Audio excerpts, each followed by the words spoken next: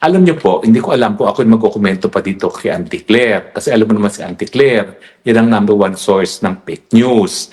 So talagang ang aking unang desisyon, ignore kung anong sasabihin ni Auntie Claire. Kasi ba't mo naman papatulan ang talagang tagakalat lang ng fake news. Pero medyo merong siyang sinabi na talaga naman pong mali. Abay yung fake news sa sinabi niya, abay, binalaan niya yung isang ambasador. Mantakin nyo, isang USEC, babalaan ng isang ambasador. Ambasador, yan ang personal na representante ng presidente doon sa kanyang lugar kung saan siya naka-assign. Yan ay presidente mismo. Yan ang nagre-representante sa ating presidente. Kaya nga, kahit saan sila pumunta, meron silang diplomatic immunity, hindi po pwedeng dumanda. Pumatay man sila, hindi sila madidemanda kasi nga, they are, kumbaga, representing the sovereign head of state. Pero ang kapal nitong si Auntie Claire, binalaan, wag daw niyang tuturungan si Harry Roque na isang pugante. Well, unang-una, fake news. Kasi larawan na kinokomentohan niya ay 3 taon na. At sabi ko nga, 15 kilos ago. Alam niyo, sa totoo lang po, yung 2023, makatapos ng eleksyon, yun yung pinakamataba ako. Umabot po ako noon, hindi lang 15 kilos ago yan. That's actually more of 20 kilos. Kasi para mga 105 kilos ako noon, no? Nung matapos ng eleksyon. Talagang lumobo ko. Bakit naman ako hindi lolobo matapos ng eleksyon? Kapag kami umiikot at maghahanda yung local host, yung Bongbong Marcos siguro dahil sumisingot, hindi kumakain, nawawala. At si BP Sara naman, meron siyang calorie-counted na baon. Kaya doon siya sa sasakyan niya kumakain at yung calorie-counted food ng kanyang kinakain. So ako naman, nahihiya doon sa host. So ang ginagawa ko, akong kumakain para doon sa dalawa. So 3 kinakain ko, kaya lumobo ko to 105 kilos. Yun yung larawan na yun, 2023, tandang-tanda ko pa yun. Alam niyo ba kung bakit tandang-tanda ko pa yon? Well, hindi ko nasasabihin sa inyo, pero merong importanteng nangyari noong buwan ng Hunyo 2023, kaya ako nakarating ng Europa. Pero in-explain na naman ni Ambassador Luli na yung pagpunta ko noon sa Ambassador, dahil kasama ko yung kaibigan ko na nag-donate ng bus ni Jose Rizal, no? At matagal na niyang na-donate yan, siguro more than 15 years ago na, panahon pa ata ni Ambassador Garcia, kung hindi ako nagkakamali, no? Dito sa Europe, no? At syempre, pinagmalaki lang sa akin ng kaibigan ko yung bus na dinonate nila na hanggang ngayon naroon sa embassy. Alam niyo ba yung kaibigan ko yung dapat magdo-donate din ng life-size Rizal? Kaya lang nang pumutok yung pulboronic video, ayaw na niya mag-donate, no? Kasi nga naman, aantayin na lang daw niya kung sino yung darating na susunod na presidente at inaasahan nga natin si BP Sara sana. At sana mangyari na yan sa lalong mabilis na panahon. In any case, yung idodonate ng friend ko, life-size Rizal, pero pinapahanap niya ang isang park para magkaroon tayo ng parang Rizal Park dito, no? At yan, put on hold. Kasi nga, bakit nga naman siya magdodonate sa isang gobyerno na bangag ang presidente, no? Na talagang pinagtatawanan na tayo ng buong mundo dahil sinabi na ng kapatid na bangag, ang mga Pilipino hindi pa rin gumagalaw para sipain. Ano ba yan? Ano pang inaantay nyo? Baka inaantay nyo na pati mga anak natin maging mga bangag-bagag na. Kasi kapag tayo hindi umalma na sinasabi na nga ng kapatid na nakakatanda na bangag ang presidente at tayo tinanggap natin yan, baka isipin ng mga kabataan, okay lang maging bangag. Kasi yung presidente, hinahayaan nating mamuno, miski alam nating bangag na siya. But in any case, balikan natin si Auntie Claire. So, fake news. Alam nyo, nanggaling din naman ako sa ganyang katungkulan. Pero anong aking number one rule? Alam ito nung aking naging direktor, no? Alam nyo, konti lang kami talaga sa spokes. Bagamat marami kaming tao, siguro mga 5 lang kami talagang core. Ang number one rule namin, nothing is announced unless it is in writing. Yan ang number one. Kaya hindi nyo naman kami mahuhuli na magsasabi ng isang bagay na hindi nakasulat. So, tatanungin ako ng opinion, ang sasabihin ko, ay naku, hanggang hindi ko nakikita in writing yan, hindi ako magkukomento. Bakit? Kasi ikaw ay bibig ng presidente. Hindi po pwede na pumapatol ka sa chismis dahil ang lumalabas dyan, chismoso ang presidente. Pero ganyan po ang ginawa ni Auntie Claire.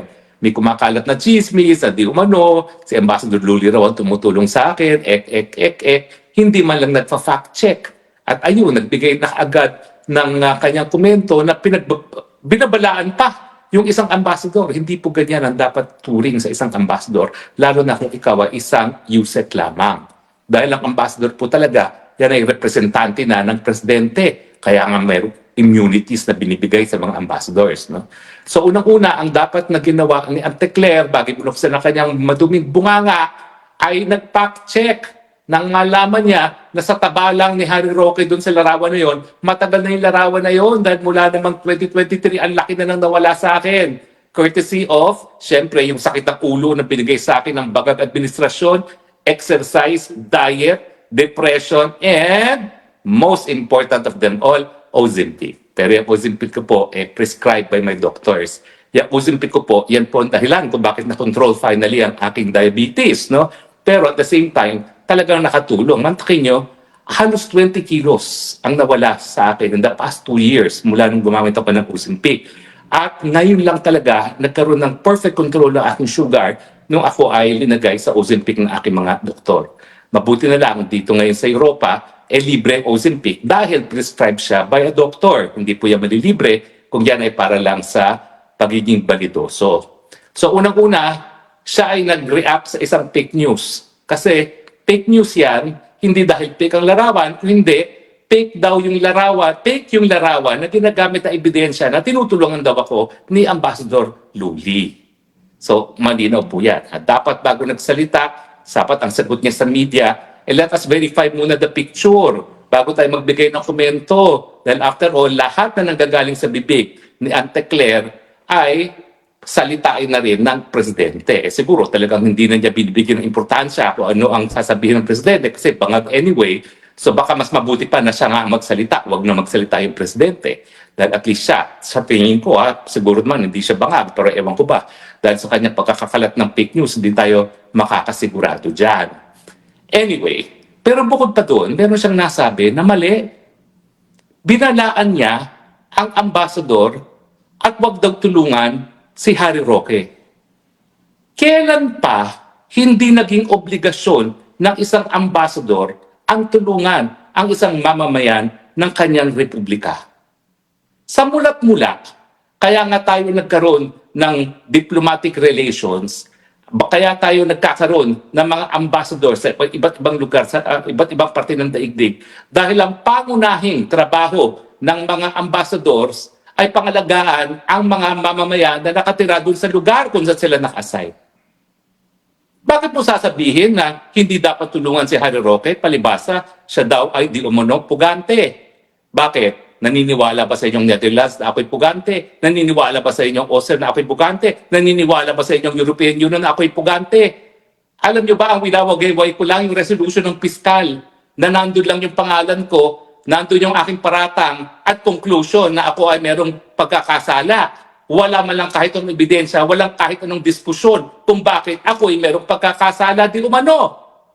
Napakadali ng kaso ko. It is a case of unjust prosecution. Kahit saan ako makarating, ang aking evidence, hindi na ako lalabas doon sa resolution ng piskal. Saka nakakita na, itong paratang kay Harry Roque, ito si Harry Roque may pagkakasala. Walang why, when, where, and what ang naging basehan ng pagkakasala. At ang konteksto pa nga niyan ay yung sunod-sunod na talagang iniipit ako dahil ako'y tagapagsalita ni Tatay Digong at hanggang ngayon takadepensa kay Tatay Digong at sa pamilyang Duterte. Malinaw naman yan. Nakita niyo naman yung asta ng mga Quad Committee. Quad Committee na yan. O di ba? Ngayon, nalaman ng at least ang mga miyembro ng Quad Committee na pagdating ng final judgment ng Panginoon, yung taong bayan naghuhusga rin. Galit na galit sila doon sa mga nagsasabi na hindi magagandang bagay doon sa pumanaw ng miyembro ng Quad Committee. Masisisi nyo ba? Talaga naman kagalit-galit yung mga ginagawa ng mga miyembro ng Quad Committee na ginagamit nila ang Kongreso, ang representante ng mga taong bayan bilang sandata laban sa mga kalaban ng administrasyon.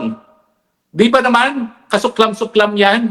Kaya nga kayong ibang mga members pa ng Quad Committee, antayin yung panahon ninyo. Ganyan din ang galit na ipapakita sa inyo ng taong bayan. Dahil mali ang ginawa ninyo. Sinalawla nyo ang inyong opisina bilang representante ng taong bayan nung kayo'y nagpagamit bilang sandata laban sa mga kalaban ng administrasyong bangag ni Marcos.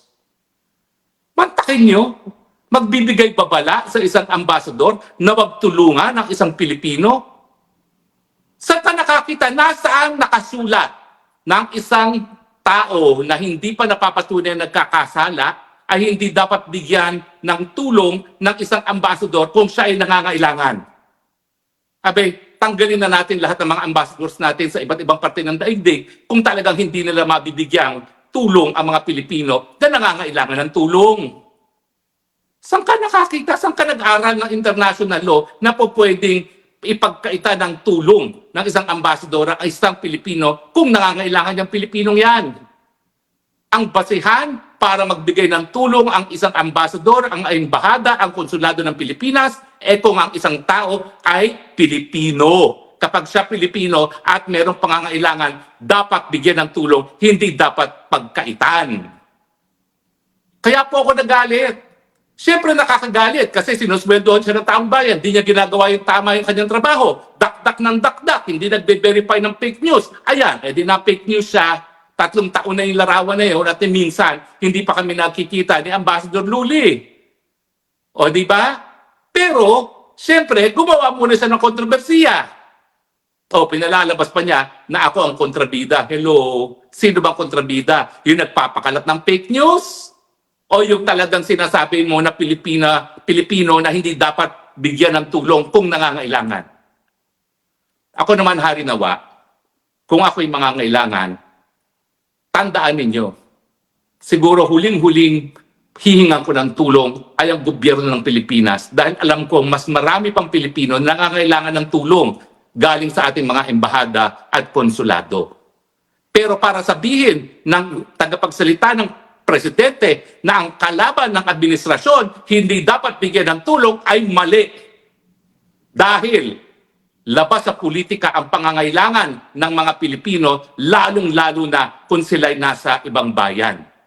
Yan ang dahilan kung bakit sa mulat-mula pa, hindi lang Pilipinas, kundi lahat ng bansa sa daigdig ay nagbukas ng mga embahada.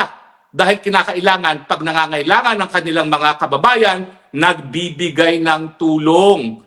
Saan nakasulat ang declare ng kalaban ng Marcos administration pag may pangangailangan, hindi dapat bigyan ng tulong?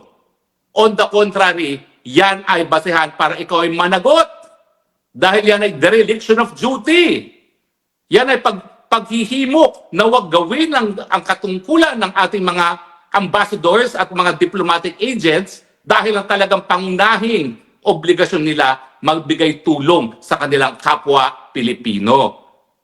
Nako, ewan ko ba kung sino nagturo sa'yo na international law, pero kung sino man nagturo sa'yo na international law, dapat gawin ang grade mo.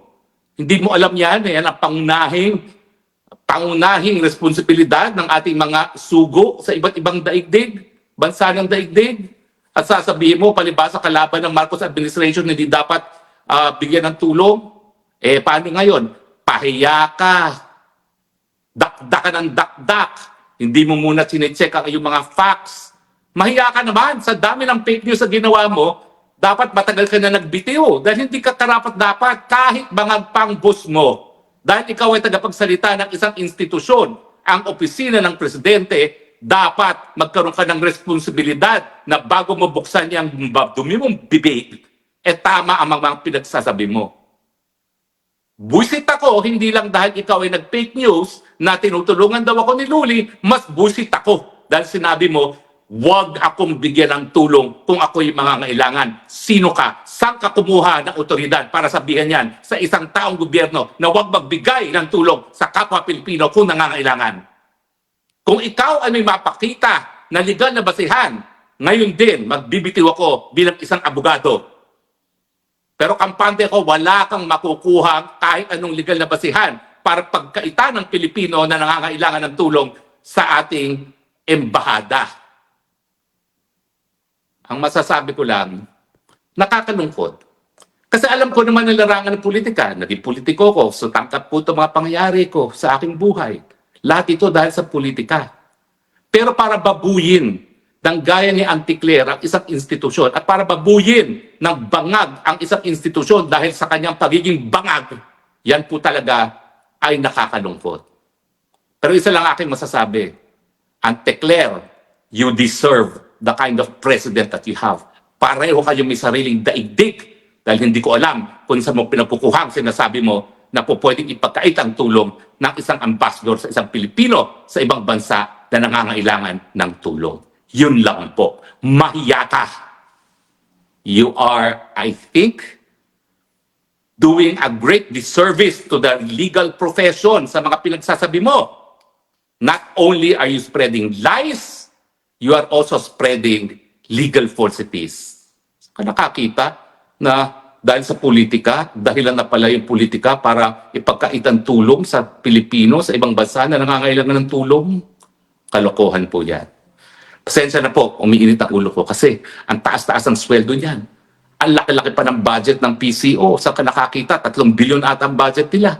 Aba, pati mga troll farm, bilang bayaran, galing sa pera natin. Tapos hindi man lang sila makapag-fact check bago nila buksan ang kanilang mga bunganga. Hindi ba that's the very least that they can do? Dahil isang damukan, bilyon-bilyonis ang ginagastos nila dyan. At least siguraduhin na tama ang pinagsasabi. At hindi siya nagsasabi ng mensahe na dahilan para ipagkait ang tulong sa kahit kaninong Pilipino habang sila ay nasa ibang bansa. Sana po kayo'y agree at pasensya na po kung ako'y uminit na naman ang ulo.